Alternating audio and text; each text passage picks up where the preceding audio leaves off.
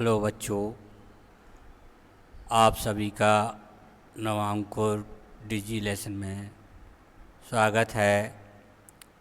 आज आप कक्षा 11 वाणिज्य संकाय के अंतर्गत बही खाता एवं लेखाकरण विषय की इकाई 6, इसका शीर्षक है विनिमय विपत्र और प्रतिज्ञा पत्र, bills of exchange and promissory note. बच्चे ये क्या होते हैं, इसके विषय में थोड़ा सा मैं आपको बता देना चाहता हूँ।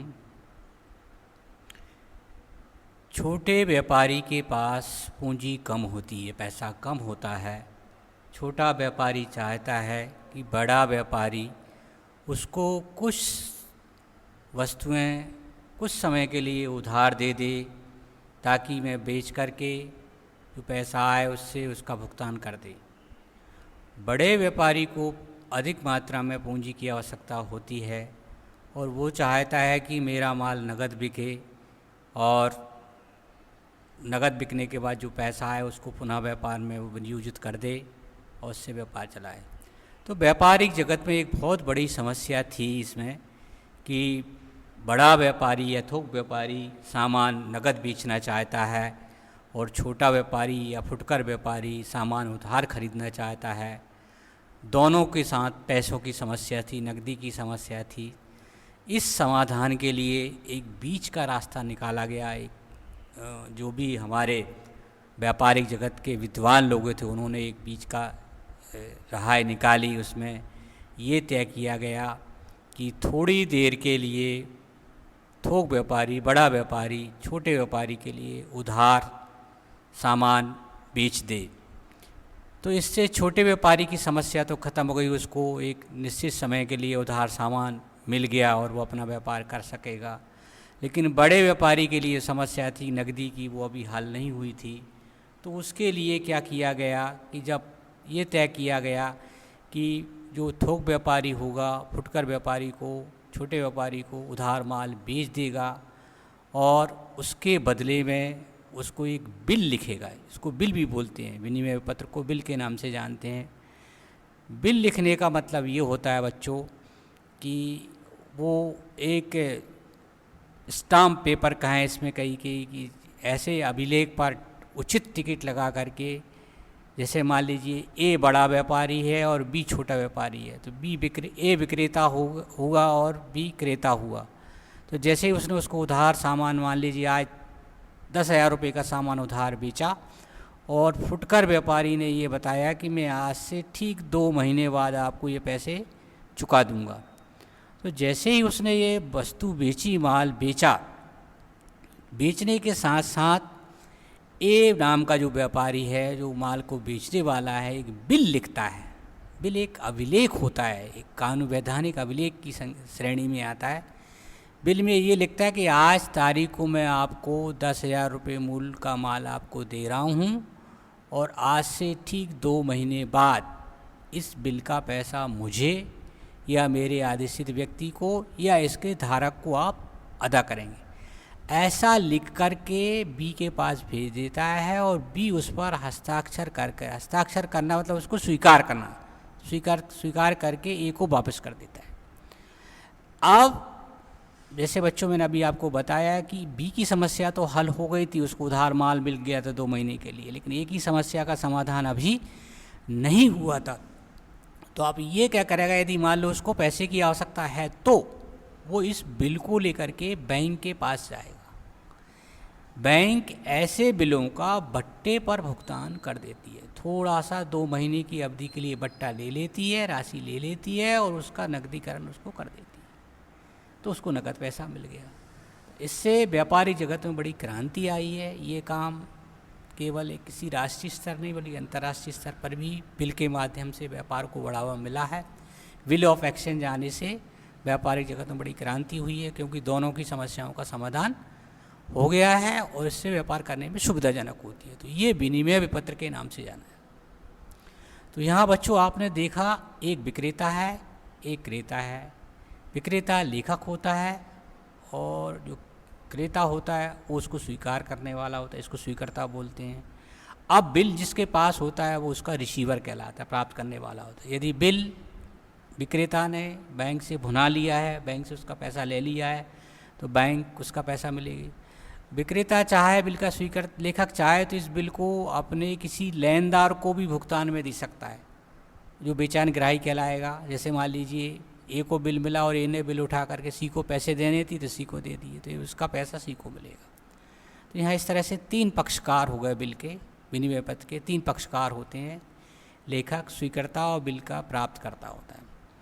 तो ऐसा होने से व्यापारिक जगत में बड़ी क्रांति आ गई। इसके विषय में अपन चर्चा करेंगे। एक और दूसरा नाम है प्रतिज्ञा पत्र। प्रतिज्ञा पत्र में क्या होता है, जो व्यक्ति पैसा लेता है या माल लेता है वो इस एक प्रतिज्ञा पत्र लिख करके देता है कि आज तारीख को मैं आपसे 10,000 रुपये, 20,000 रुपये, 50,000 रुपये का माल उधार ले रहा हूँ और आज से ठीक 2 महीने बाद, 3 महीने बाद ये पैसा मैं आपको लौटा दूंगा, ऐसा लिख करके यहाँ क्रेता विक्रेता को लिख करके देता है और इसकी स्वीकृति की आवश्यकता नहीं होती। ये दोनों में अंतर होते हैं।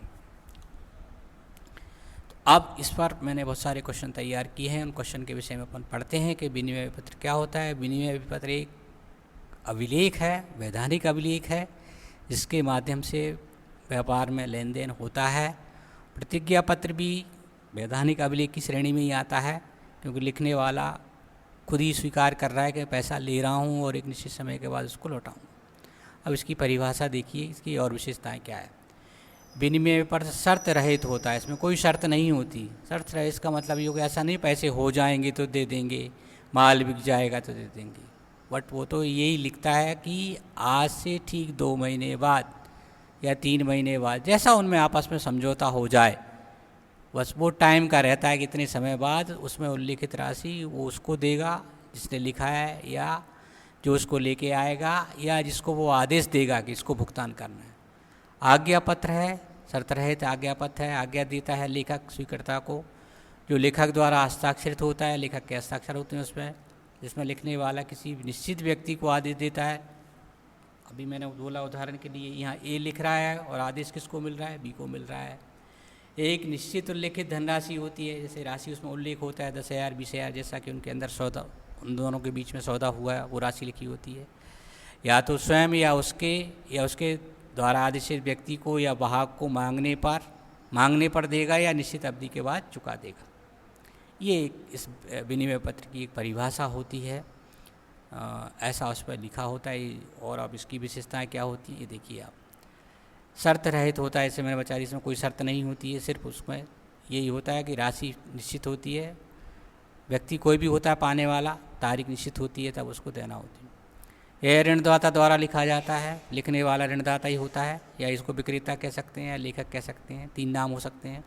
कभी कभी ये उधार पैसों के बदले के लिए लिखा जाता है, सामान्यतः माल खरीदी बिक्री के लिए लिखा जाता है, लेकिन यदि हमने किसी को उधार पैसा दिया है तो उसके बदले भी हम बिल का लिख लेते हैं। इसको बिल लिखना ही बोलते हैं, विनिमय पत्र को बिल ही बोलते हैं, बिल शब्द का यूज किया जाता है।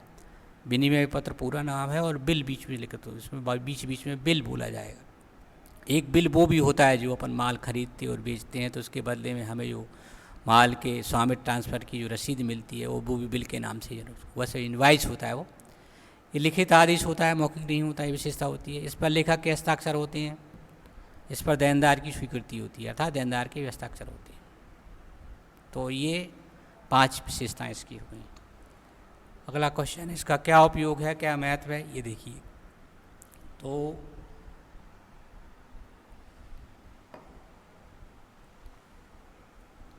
विपत्र के उपयोग की दृष्टि से देनदारों और लेनदारों के लिए कई महत्व होते हैं।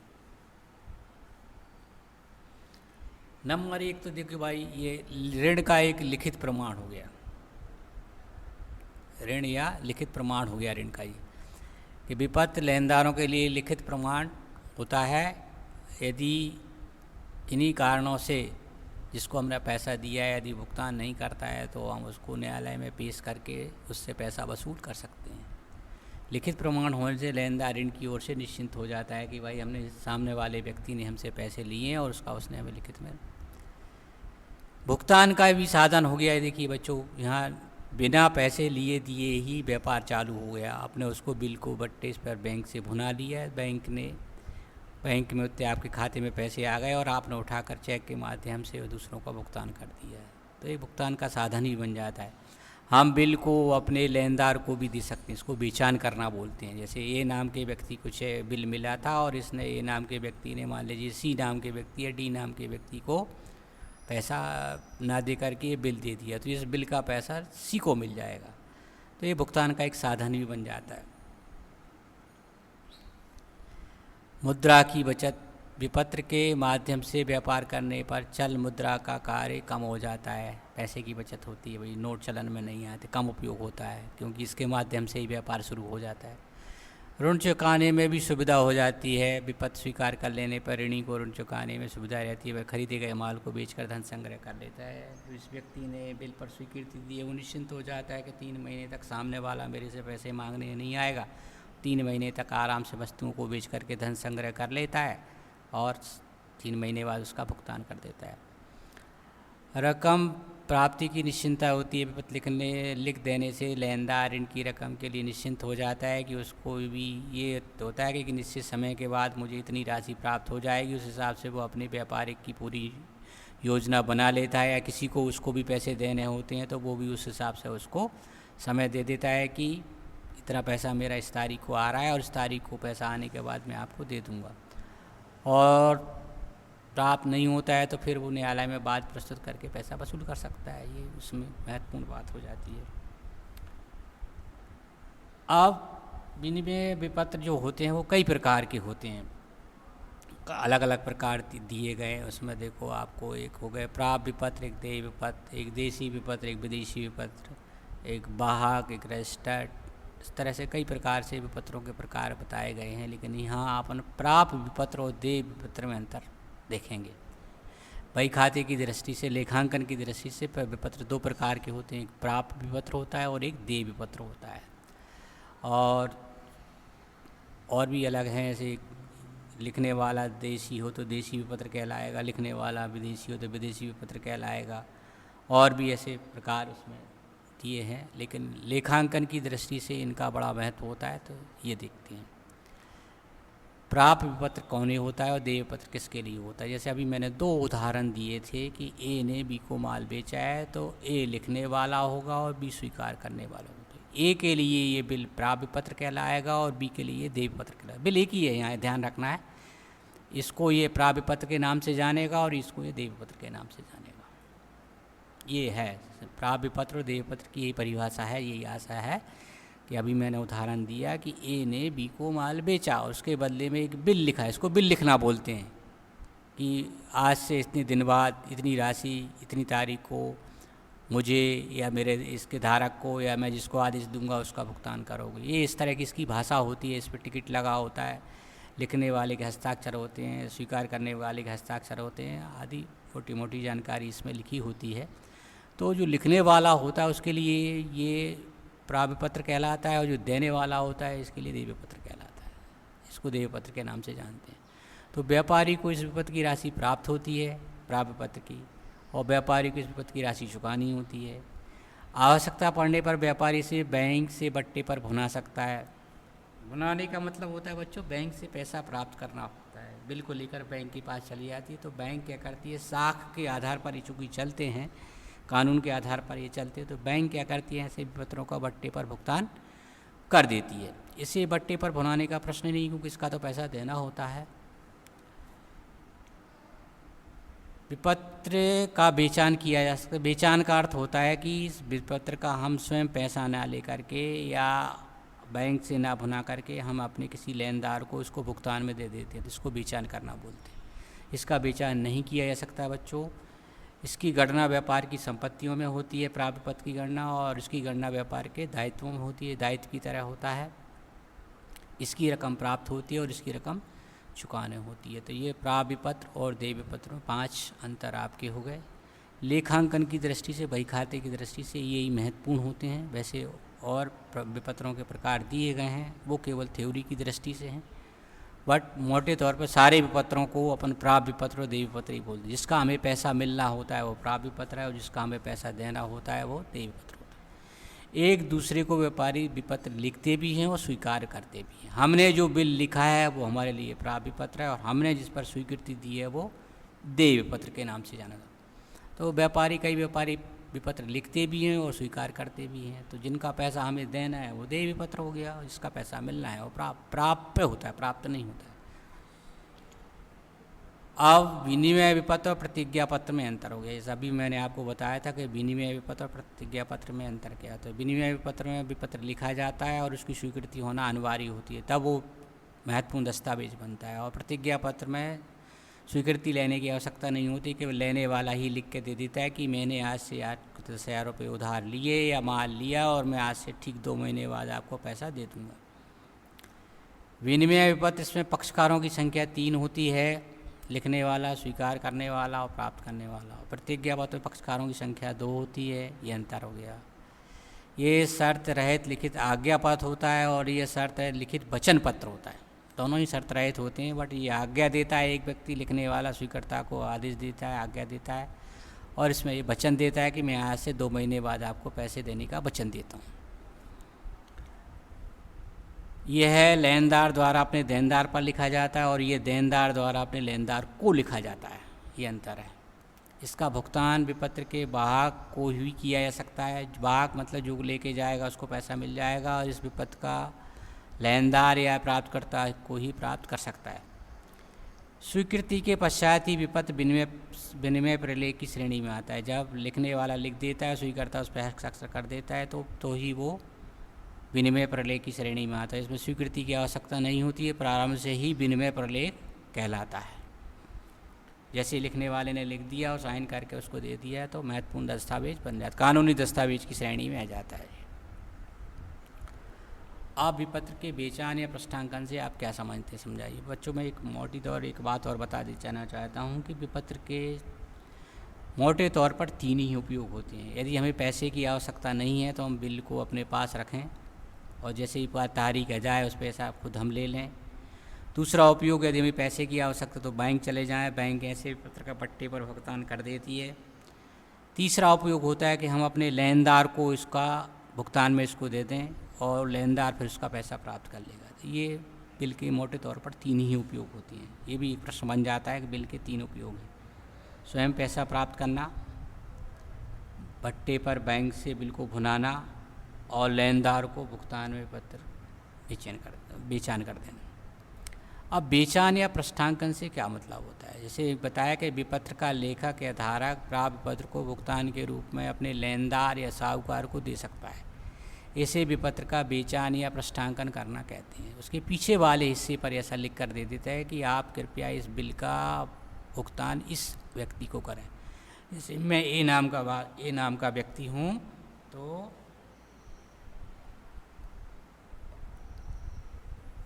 बी ने मुझे स्वीकृति दी है, तो मैंने बिल के पीछे वाले हिस्से पर ऐसा लिख दिया कि कृपया इसका भुगतान सी को करें। ये पृष्ठांकन करना कहलाता है। विपत्र का बेचान करने वाले व्यक्ति या संस्था को बेचानकर्ता कहलाएगा, और जिस विपत्र को बेचान जिस व्यक्ति या संस्था को किया गया वो बेचान ग्राही कहलाता है। ए बेचानकर्ता हो गया और सी बेचान ग्राही हो गया। नाम से देखें तो ए और सी हो गया, और वैसे बोला जाए तो एक कौन कर रहा है, ए कर रहा है, किसको कर रहा है, सी के लिए कर रहा है। विपत्र का बेचान करने पर बेचानकर्ता विपत्र का बेचान करने पर बेचान ग्राही का खाता डेबिट करता है और प्राप्त विपत्र खाता जमा करता है। ये जनरल एंट्री होती है। जनरल एंट्री अभी आप सीखेंगे, बताएंगे। तो इसमें जब भी हम विपत्र का बेचान करेंगे तो क्या एंट्री करेंगे। सी को कर रहा हूँ तो मैं सी का खाता डेबिट करूँगा और प्राप्त विपत्र खाता क्रेडिट करूँगा। ये विपत्र के बेचान के नाम से जाना जाता है। जिस व्यक्ति या संस्था को विपत्र का बेचान किया गया है वह अपनी पुस्तकों में प्राप्त विपत्र खाता डेबिट करेगा और बेचानकर्ता का खाता जमा करेगा। सी क्या करेगा, प्राप्त विपत्र खाता डेबिट करेगा और ए का खाता क्रेडिट करेगा। विपत्र का स्वीकर्ता अपनी पुस्तकों में इस प्रकार के व्यवहार के लिए कोई प्रविष्टि नहीं करता है, क्योंकि इस व्यवहार के कारण उसकी पुस्तकों में कोई प्रभाव नहीं पड़ता है। भुगतान तिथि पर बेचान ग्राही और विपत्र का स्वीकर्ता अपनी पुस्तकों में नियम अनुसार लिखा करते हैं। वो व्यावहारिक प्रश्नों में आपको बताया जाएगा। अब विपत्र का निवर्तन से आप क्या समझते हैं? जैसे कि बच्चों, मैंने अभी आपको बताया कि बिल के भुगतान की एक निश्चित अवधि होती है, 1 महीना, 2 महीना, 3 महीना, जैसा उनमें तय हो जाए कि इतने समय बाद हम पैसा आपको दे देंगे। मान लीजिए मैंने किसी बिल पर 3 महीने के बिल के भुगतान की स्वीकृति दी थी कि मुझे अनुमान था कि मैं 3 महीने में वस्तुओं को बेच दूंगा और बेचने के बाद मेरे पास पैसा आएगा और भुगतान कर दूंगा। लेकिन कई बार ऐसी स्थिति निर्मित हो जाती है कि मेरे पास समय से पहले भी पैसे इकट्ठे हो जाते हैं। तो मैं उस दायित्व से मुक्ति पाने के लिए मैं चाहता हूं कि मैं बिल के लेखक के पास जाऊंगा और लेखक से आग्रह करूंगा कि मैंने जिस बिल पर, जिस विपत्र पर स्वीकृति दी थी, मैं उसका समय से पहले भुगतान करना चाहता हूँ। इससे भी बोलते हैं विपत्र का निवर्तन के नाम से जानते हैं। बच्चों, यहाँ ध्यान रखना है, बिल का एक निश्चित अवधि पर भुगतान करना होता है, निश्चित तारीख को भुगतान करना होता है। लेकिन यदि हमारे पास समय से पहले पैसे हो जाएं तो हम समय से पहले भी विपत्र का भुगतान कर सकते हैं। अब जब हम समय से पहले भुगतान करेंगे तो ऐसी स्थिति में हम चाहेंगे कि जितने समय पहले भुगतान कर रहे हैं उतने समय के लिए हमें कुछ फ़ायदा होना चाहिए, अर्थात हमें सामने वाला व्यक्ति कुछ छूट स्वीकार करे, भट्टा हमें दे। इसको छूट के नाम से, रिबेट के नाम से बोलते हैं। मान लीजिए हम बिल का 1 महीने पहले भुगतान कर रहे हैं तो हम चाहेंगे कि 10,000 रुपये का यदि बिल है तो 1 महीने के बराबर हमें कुछ निश्चित दर से वो छूट दे। तो वो भी उस बात के लिए तैयार हो जाता है, क्योंकि उसके पास भी समय से पहला पैसा प्राप्त हो रहा है, तो एक निश्चित छूट पर वो भी विपत्र का भुगतान स्वीकार कर लेता है। इसको विपत्र का निवर्तन के नाम से जानते हैं। अच्छा, समय पूर्व ही विपत्र का भुगतान करना ही विपत्र का निवर्तन कहलाता है। साधारण भाषा में समझ में आ गया होगा। 3 महीने का बिल था, 2 महीने बाद ही मेरे पास पैसे हो गए। 2 महीने बाद बी ए के पास जाता है कि मैं आपको पैसे देना चाहता हूँ जिसकी मैंने स्वीकृति दी थी, बट मैं 1 महीने पहले दे रहा हूँ। तो 1 महीने, मान लीजिए मैं चाहता हूँ कि मुझे 100 रुपये मेरे से कम लिए जाएँ, तो वो उसकी बात से संतुष्ट हो जाता है, 100 रुपये कम लेकर के उसको भुगतान स्वीकार कर लेता है। ये विपत्र का निवर्तन कहलाता है। जब विपत्र का स्वीकर्ता विपत्र का समय से पूर्व भुगतान करता है तो इस स्थिति में लेखक के समय पूर्व भुगतान की जवानी अवधि के लिए कुछ कमी या रियायत बोलते हैं इसको, कमी को आभार या छूट कहा जाता है। आभार या छूट प्रचलित ब्याज दर के आधार पर दी जाती है। जैसे वर्तमान में मान लीजिए बैंक में 7%, 8% ब्याज दर चल रही है, तो जितना बैंक ब्याज होता है उतने बैंक ब्याज के बराबर वो छूट को स्वीकार कर लेता है। तो लेखक के लिए हानि होती है, स्वीकर्ता के लिए लाभ होता है, नुकसान होता है। तो वो लेखक इसको व्यय की तरह लिखता है और स्वीकर्ता इसको आय की तरह इसका लेखा करता है। लेखा कैसे करेंगे इसका व्यवहारिक प्रश्नों के अंतर्गत आपको बताया जाएगा। विपत्र को लेखक ऐसी स्थिति में रोकड़ और अव्यवहार खाते को डेबिट नामे करता है। एनटीजे होगी, रोकड़ खाता डेबिट होगा, अव्यवहार खाता नामे होगा और प्राविपत्र खाता जमा होगा। तथा विपत्र का स्वीकर्ता अपनी पुस्तकों में देय विपत्र खाता नामे करेगा, रोकड़ खाता और अव्यवहार खाता जमा करेगा। 10,000 का बिल था तो रोकड़ में हमें 9,900 ही मिलेंगे। 100 रुपये मान लो हमारी बट्टे में चले गए, तो रोकड़ खाता डेबिट 9,900, बट्टा खाता डेबिट या अव्यवहार खाता डेबिट 100 रुपये और प्राविपत्र खाता 10,000 रुपये होगा। और ये कैसे करेगा? देय विपत्र खाता डेबिट करेगा 10,000 से, रोकड़ खाता जमा करेगा 9,900 से और अव्यवहार खाता जमा करेगा 100 रुपये से। ऐसी एंट्री इसकी पुस्तकों में हो जाएगी। अब विपत्र के आलोकन से क्या तात्पर्य? जैसा कि बच्चों अभी हमने आपको बताया कि विपत्र का एक निश्चित तारीख के बाद भुगतान करना होता है, लेकिन कई बार व्यापार में ऐसी स्थितियां हो जाती हैं कि किन्हीं कारण से व्यापार जो बिल का स्वीकर्ता है वो विपत्र का भुगतान समय पर नहीं करता है। तो ऐसी स्थिति में अब लेखक या बिल के धारक का दायित्व बढ़ जाता है कि उसको कानूनी जामा पहनाने के लिए, कानूनी मान्यता देने के लिए एक प्रक्रिया को अपनाए, ऐसी प्रक्रिया को अपनाए ताकि इससे पुष्टि हो सके कि बिल के स्वीकर्ता ने बिल का एक निश्चित तिथि पर भुगतान करने से इनकार कर दिया, मना कर दिया। तो ये एक वैधानिक कार्रवाई अपनाई जाती है। उस वैधानिक कार्रवाई को विपत्र के आलोकन के नाम से जाना जाता है। अब इसमें देखिए क्या होता है इस प्रक्रिया में। जैसे कि हम जानते हैं कि विपत्र का एक निश्चित अवधि को भुगतान करना होता है। यदि विपत्र का स्वीकर्ता समय पर विपत्र का भुगतान नहीं करता है तो इसे विपत्र का अनादरण बोलते हैं, अनादरण करना बोलते हैं। हम उसके पास मांगने गए और उसने उसका भुगतान करने से इनकार कर दिया, ये अनादरण कहलाता है। इस अनादरण को वैधानिक सुरक्षा प्रदान करने के लिए विपत्र का लेखक या विपत्र का धारक एक निश्चित प्रक्रिया अपनाता है। इस प्रक्रिया को विपत्र का आलोकन के नाम से जानते हैं। अब आलोकन में क्या होता है, क्या प्रक्रिया अपनाई जाती है? विपत्र का जो धारक या लेखक होता है वो नोटरी अधिकारी के पास जाता है।